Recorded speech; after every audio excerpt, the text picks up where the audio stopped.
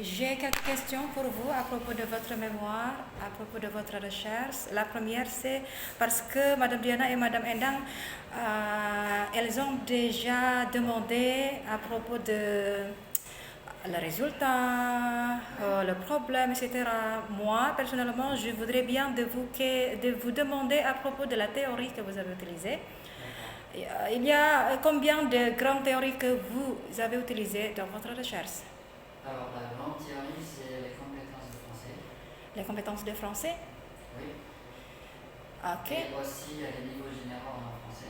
Les niveaux généraux. Ce sont les deux grandes théories. Ensuite, il y a aussi la perception et la bourse. Il y a combien alors? Normalement, il y a 4 grandes théories.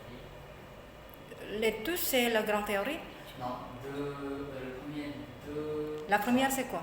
Les premiers deux, c'est les compétences de français. Les compétences de français. français. C'est sûr? Oui. C'est la grande théorie? Oui. Bon, quel est le titre de votre recherche? Le titre, c'est la perception des étudiants boursiers et la bourse du français sur l'amélioration des compétences. Alors, que pensez-vous pour la théorie? Est-ce que la grande théorie, c'est la compétence? La grande théorie, d'après moi, c'est la compétence, mais aussi la perception, c'est de... Voilà, c'est perception. C'est la perception. Pourquoi vous avez dit tout à l'heure les niveaux et les compétences? C'est pas la perception. Alors déjà, ici, dans ce titre-là, la perception, c'est une manière, c'est la manière pour savoir leur amélioration. Mais c'est aussi l'instrument que vous avez déjà cherché dans votre recherche. C'est l'instrument aussi. Vous voulez savoir quelle est la perception des répondants. Mais pourquoi vous n'avez pas dit que c'est pas la grande théorie, la perception? Pourquoi vous dites que le niveau, les compétences des Français, la grande théorie? Et parce que je me suis dit, et j'ai pensé que les compétences de français, ce sont les plus importantes dans cette recherche. Parce que c'est pour savoir... Mais quelle est la question de votre recherche? La perception. La question? La question, c'est la perception, leurs compétences. Ok, la première, c'est la perception, n'est-ce pas? Exactement. Ok, la perception, c'est la grande théorie que vous avez utilisée dans votre recherche. Et après, les compétences. Parce que après la perception, vous avez recherché quelle est la compétence, l'augmentation, le développement de compétences de chaque correspond. Ok. Est-ce que vous pouvez m'expliquer alors à propos des compétences de la langue française, s'il vous plaît? Des compétences de français. Il y a combien de compétences? Alors, normalement, il y a 4 compétences. Ils sont déclarés par CSRL et aussi la recherche de Mme Rosita et Mme Mini. Ok. Et quelles compétences alors que vous avez déjà recherché dans votre recherche? La compétence... Est-ce que c'est seulement la compétence de langue, 4 compétences de langue, ou bien vous avez trouvé d'autres compétences de français? Alors, selon CSRL, et les autres recherches, et normalement juste 4 compétences. Du coup, quand je fais des recherches, moi j'utilise ces 4 compétences. Vous n'avez trouvé le data, le résultat à propos de la compétence supplémentaire, par exemple la grammaire ou la connaissance de la culture, etc. Parce que quand on apprend la langue française ou la langue étrangère, ce n'est pas seulement les 4 compétences. Oui. Ok, expliquez. J'ai demandé d'envoyer aussi une enquête dans laquelle il y a des questions sur les cours supplémentaires qu'ils ont suivis pendant la pause. Mais j'ai pensé que ce sont des cours principaux, donc ce n'est pas les compétences de français. Ok, donc vous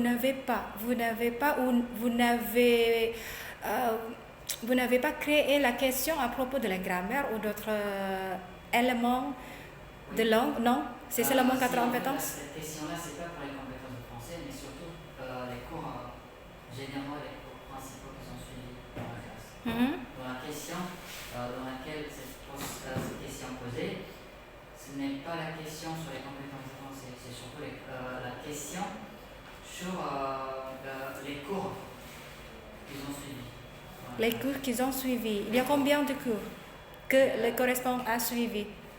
En fait, il y a 5 cours principaux. Lesquels? C'est la production orale. Pardon, 6.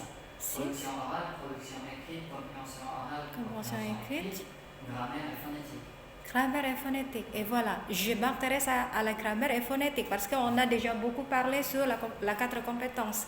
Pour la grammaire et la phonétique, est-ce que vous avez expliqué aussi dans votre recherche, dans votre mémoire? Non, dans ce cas-là, non. Parce qu'il n'y a pas dans votre problème de recherche? Non, il n'y a pas de problème. Mais est-ce que vous avez trouvé des résultats intéressants à parler, à discuter sur la grammaire et la phonétique, le cours de grammaire et phonétique? Personnellement? Oui. Moi, oui, je trouve que c'est vraiment intéressant. Ça m'a aidé beaucoup de parler français bien structuré et d'une manière claire, parce qu'en fait, la grammaire, c'est plus important quand on parle. C'est très important à maîtriser la grammaire pour parler bien français. Donc pour moi, c'est pas le principal, mais c'est important. Et comment l'enseignement de la grammaire en France que vous avez suivi? En fait, l'enseignement de la grammaire, normalement, les professeurs expliquent aux étudiants La matière? Oui. Hein? Et ils ont demandé à chaque étudiant pour participer dans une discussion. Quelle discussion? Discussion de la grammaire et par exemple créer... pratiquer de l'utilisation de l'orientation? Oui, exactement. Hein? En fait, le cours de la grammaire, c'est comme le cours de la production orale. Parce que les étudiants... Donc la pratique à l'oral. Oui, ok, ça, d'accord.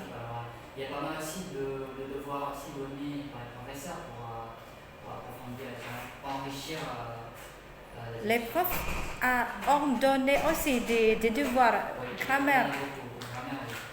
Quel est le type de devoir? Est-ce que c'est la structure?